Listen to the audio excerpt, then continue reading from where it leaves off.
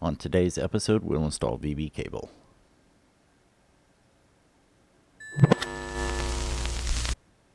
So you need to get audio from SDRSharp to another application on your PC. You can't go direct, so this is where virtual cable like VB comes in, allowing you to pipe audio from SDRSharp to another application. Let's get started with the install.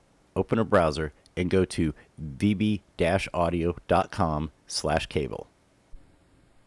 Now click the download button on the right, choose where you want to save the zip file.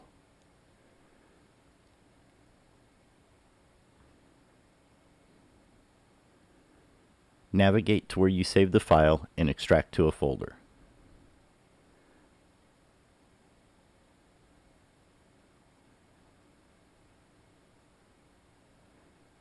Open the extracted folder and scroll down to vbcable_setup.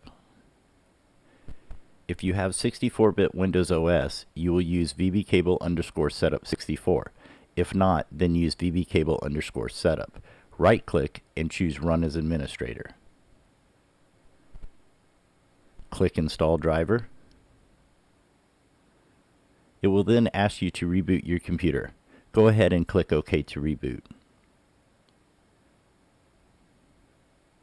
After the reboot, let's open SDRSharp.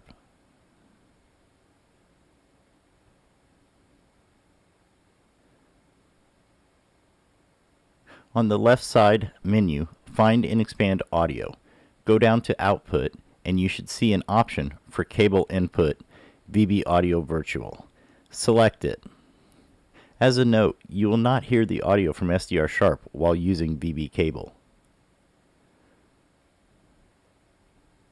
We have now installed VB cable and can pipe audio from SDRSharp to other applications.